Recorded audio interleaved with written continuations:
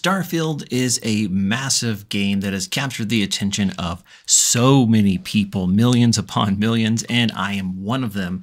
My name is Jason Russell, and today we're going to be making the fastest starship we possibly can in Starfield. Now, I recently saw a video by Fudge Muppet that said that 180 with a boost up to something like 600 was as fast as you possibly could do. And I saw that video, I got inspired, and it turns out Fudge Muppet's wrong. Fudge Muppet, I love your videos, but you're wrong, my friend. So today we're going to show you how to do that. There's going to be a couple of skills we need to this to actually work really well, but I'll show you the basic components of all of this. What we're doing here is a stripped down version of the Frontier. We're just going to use this Hope for landing bay because it's one of the most versatile. We have our Magellan cockpit and then, of course, the Frontier hab, so we have a place to sleep and cook and that kind of stuff. We're here in Hopetown in the Sol system because it has a couple of things we want that's unique to this location. First of all is the gear. We're going to grab the, let's see here. Yeah, we're going to grab this right here, the NG20 landing gear, and we're going to pick the nice wide one right there. Now, what's so great about this one is that the weight is pretty low, but it also has a lander thrust of 4, something people don't realize when they're building their starships. It's not about necessarily the number of landing gear, but it's about its total thrust power. Most landing gear is going to have a lander thrust of 2, which means you're going to have more of your, well, landing gear. But with the NG20, it has a landing thrust of 4, which means you can get away with a lot less. So we're going to go ahead and strap that on there right there in the back. And we're also going to need for this some engines. And you actually use some of the engines I don't like. I kind of hate these engines, mostly because of the way they connect and also because of the way they look. They look like a package of AAA batteries, the White Dwarf 3000 series, but they do have the biggest thrust in the game. Here, even just at the general one, it's 15,000 of thrust. And this is going to be a Class A ship, nothing really too special about it.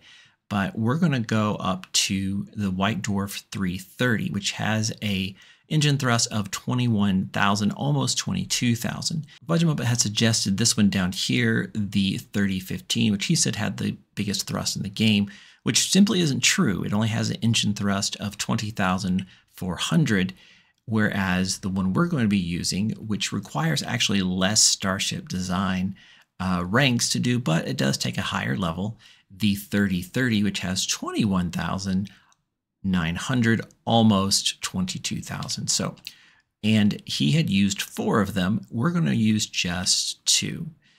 Now, the other difficult part about this is that it only connects on the top, the front, and the bottom. But that's going to be okay because we're going to use some creative uses with our reactor and our grav drive. So we don't need a whole lot of power for this.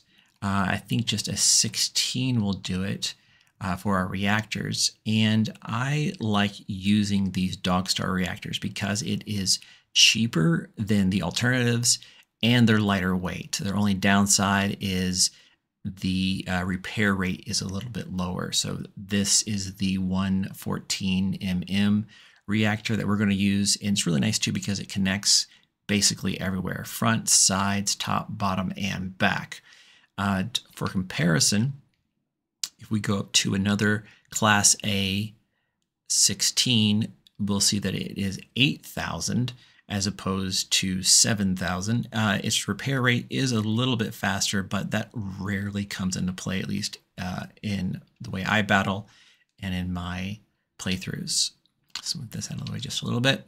So now we have more than enough energy, and now we have to go get our grav drive.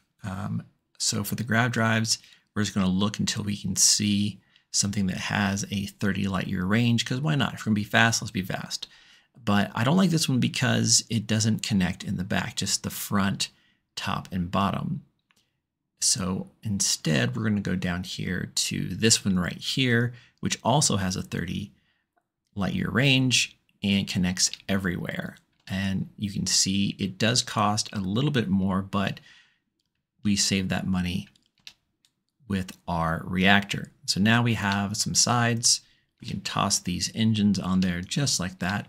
The great thing about this engine too is it has a max power of 3, and you could have a total power usage of engines of 12, which means we could put 4 of these on, but we don't really need to. The other thing we want to do in this build is we want to minimize our mass as much as possible. In some of the builds I saw other people do, not just FudgeMeld, but others, they had their mass pretty high in the 700s in some cases. I like to keep my builds below 400, and you can still have a pretty decent looking ship by doing that. So now we have this. All we need to do now is go ahead and get our fuel capacity tank. Go ahead and just put our top docker right there. And we have to get our shields. So for fuel, I'll put back on the one I had from before if I can find it. Yeah, we just use this Titan tank. It's not too expensive, and it has a fuel of 110, and we can just put that right here on the side. And then we'll go get our shield generator, which for this one I did put on a pretty nice one. This is the Deflector SG30. It has 440. This is pretty common early on in the game, and doesn't cost that much either. And so we can just put that to match on the other side there. I did grab some of my favorite weapons in the game, the Disruptor 3300 Electron Beam, because it does equal damage to hull strength and shield. You can get these in New Atlantis or pretty much anywhere in New Jemison that has a ship station. They're not everywhere, but they're pretty great. They don't use a lot of energy. And 3 or 4 of these can shred through just about anything. And their range is incredible. It says it's 3,500. In practice, it's actually 4,000. So as good as any of the best missile launchers you can find in the game. And so we'll just attach this right here to this docker, which is great. One of the reasons why I love this one so much. Great. So now we have everything made. Not an ugly ship by any stretch of the imagination. Not super fancy, but it will get the job done. Now we haven't added any of the cargo space, which we could do by adding it right here, or even in the back if we needed to, or right here in the front. But for this, we're going to just show it off at its lowest weight capacity. And as long as you keep the mobility and top speed high, you'll have no trouble. And we did this all with 318 mass and no problem. So we can accept this. Now let's talk about what we need for skill points. You are going to need Starship Design 2 or 3 to get the engines. If you want to use the 3020s, just rank 2. If you want to use the 3030s, rank 3. The other thing that's really important is you want to make sure your piloting is up just a couple of points here. That'll really help out. And then also your engine systems. So engine systems, if you can get it to rank 3, that really helps because it takes your top speed up by 20%. And then also what you want to do is you want to make sure that you have assigned to your ship Sam Coe, which you'll get as a follower after you do the Empty Nest mission from the main quest line. So he also has a high piloting skill, 4 ranks in fact, and what that's going to do is going to give you about a 30% boost increase to your top speed, as well as a dedicated point of energy to engine systems at all time, which is going to help with your overall energy output. So let's go see how this thing flies.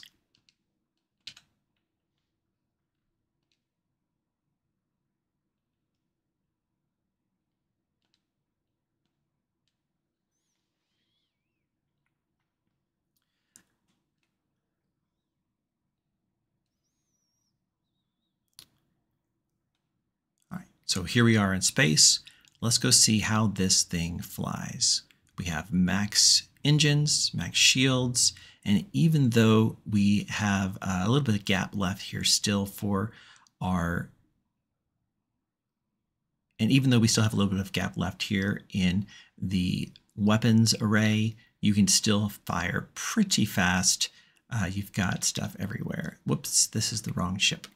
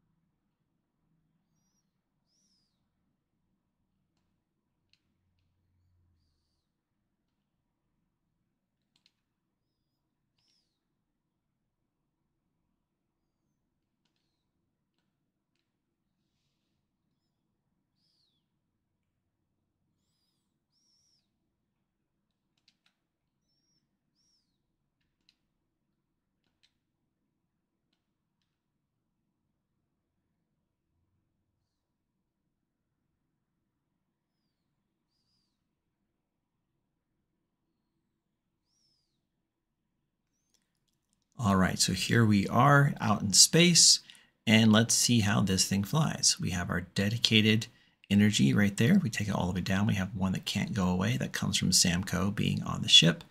And we have full particle beams, full shields, and plenty of extra if we want to travel using the grav drive. So let's see how fast this thing really is. So we're at 0 speed, and let's see what our top speed is with no boosts, just in a straight line, is 233. It'll probably get up to 235 here in just a second. Eking out those last few little bits of speed. And now let's hit the boost and see how we do. 935. So a boost of 935 and a regular top speed of 235. And the maneuverability is absolutely glorious. And there you go, the fastest ship you can make in Starfield. Hope you enjoyed it. Let me know what you make.